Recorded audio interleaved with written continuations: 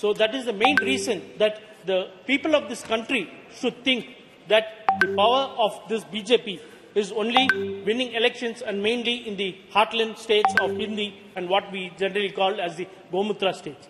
You cannot come to South India. You see all the results of what happens in Tamil Nadu, Kerala, Andhra, Telangana and Karnataka. We are very strong over there. So we will not be surprised if you have an option of converting all these states also into union territory so that you can come into indirect power of coming and having, because you can never dream of setting foot over there and taking control of all these southern states. So having the reservation bill into confidence. So we should first look into the history. की सोच अब स्पष्ट नजर आती है। EVM पर तो ठीकरा फोड़ते ही हैं, अब कारण उससे भी आगे बढ़ने शुरू हो गए हैं।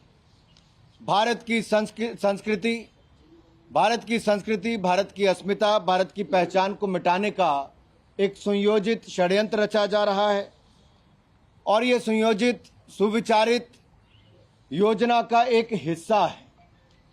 अगर आप देखेंगे इसकी शुरुआत अमेठी की हार से ही हो गई थी और श्रीमान राहुल गांधी जी की अमेठी की हार के बाद उनका वो बयान जब दक्षिण भारत में जाकर वायनाड से उन्होंने दिया और नीचा दिखाने का काम उत्तर भारतीयों को करने का, उनके शब्द वो याद करवाते हैं कि कितनी घृणा भरी होगी और कैसे देश को अलग अलग टुकड़ों में देखने की उनकी सोच होगी। तभी तो टुकड़े टुकड़े गैंग के साथ मध्य रात्रि में भी जाकर खड़े हो गए थे। हमने तब भी कहा था कि कुछ लोग टुकड़े टुकड़े गैंग के साथ खड़े हैं, वो भारत के किस टुकड़े पर राज करना चाहते हैं, लेकिन हम वो हैं जो भारत के टुकड़े नहीं होने देंगे, भारत को एकजुट रखेंगे। देखिए, आज मैंने एक ट्वीट किया है। ऑस्कर फर्नांडिस राज्यसभा में जो कांग्रेस के बड़े नेता थे, उनका बयान है कि मुझे कैंसर था और मैंने गौमूत्र से आश्रम में जाके क्योर हुआ। मैं राहुल गांधी और स्टालिन पिता पुत्र को दोनों को कहना चाहता हूं कि भारत के सनातन की पहचान गंगा गौ हैं। गौ माता भारत सनातन की पहचान है। मजाक करना बंद करो, सनातन को खत्म करना बंद करो। राहुल गांधी, स्टालिन, टुकड़े टुकड़े गैंग, नहीं तो खुद समाप्त हो जाओगे। शायद ये भूल गए हैं, कर्नाटक में हमारी सरकारें रही हैं, अभी भी वहाँ सबसे ज्यादा सर्वाधिक सांसद हमारे हैं। तेलंगाना से हमारे 3 सांसद हैं, 8 विधायक चुन करके आए हैं।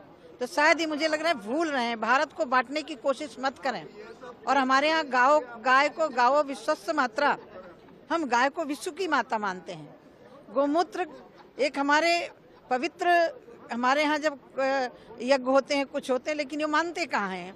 ये तो सनातन धर्म को गालियाँ देते हैं, कोरोना वायरस कहते हैं, मलेरिया कहते हैं, डेंगू कहते हैं। तो इनके जो इंडिया के गठबंधन है, इनकी जो चेयरपर्सन है माननीय सोनिया गांधी से उम्मीद करती हूँ कि इस विषय पर सफाई जरूर देंगे। हमें गर्व है इस बात का कि हम गौ माता के सेवक हैं। मध्य प्रदेश, राजस्थान और छत्तीसगढ़, जहाँ गौ माता मध्य प्रदेश में पूजा जाता था, छत्तीसगढ़ और राजस्थान में भाजपा की सरकार आई इसलिए है कि गौ माता का संरक्षण कर सके। लेकिन ये जो इस प्रकार के डीएमके के सांसद जो हैं, इन्हें सदन से माफ़ी मांगनी पड़ेगी और जनता से माफ़ी मांगनी पड़ेगी, गौ माता से माफ़ी मांगनी पड़ेगी, देश से माफ़ी मांगनी पड़ेगी, क्योंकि और सनातन धर्म से माफ़ी मांगनी पड़ेगी, क्योंकि सनातन धर्म के जो भी मूलभूत हमारे मूलाधार हैं, ये गौरी, गंगा, गौ माता, गाय माता, हमारी धरती माता, भारत माता, इन सब सनातन धर्म, हमारी संस्कृति, इन सब का अपमान करते रहते हैं। वो उन्होंने हिंदी भाषी क्षेत्रों का अपमान किया, उन्होंने गौ माता का अपमान किया। हमारे गौमूत्र औषधि होती है, गौमूत्र से ढेर औषधियाँ बनती हैं। कैंसर, सोराइसिस जिसकी बीमारी, अन्य बहुत दवाइयाँ ऐसी हैं जो फेल हैं, बहुत अच्छी अच्छी दवाइयाँ डॉक्टर्स निकाल के लाए। साइंटिफिक है कि सोराइसिस जैसी बीमारी जिसका इलाज नहीं मिलता है, और वो सोराइसिस जैसी बीमारी भी गौमूत्र से ठीक होती है। गौमूत्र हमारे लिए अमृत है, जीवन देता है। ये लोग अपमान करते हैं, और ये किसका अपमान कर रहे हैं? तमिलनाडु में भी गौशालाएं हैं, कर्नाटक में भी गौशालाएं हैं, और वहाँ भी गौमूत्र अर्क गौमूत्र का उपयोग किया जाता है। और जो सनातन धर्मी हैं वो, और जो रोगी हैं वो रोग से ठीक होने के लिए गौ माता का शरण लेते हैं। और ये विधर्मी जो राष्ट्र धर्म के साथ साथ सनातन धर्म का अपमान करते हैं, इन सभी लोगों को ईश्वर सद्बुद्धि दे और ये गौ माता से क्षमा मांगे। और सनातन धर्म गौ माता का अपमान हम कदापि सहन नहीं करेंगे, और ना ही कोई पूरा देश सहन करेगा। अब इनको समझ में आ गया है कि हमारे ऐसे बोल, हमारे मापदंड, हमारे मानदंड जो सनातन के हैं, इनका अपमान करना इन्हें भारी पड़ेगा।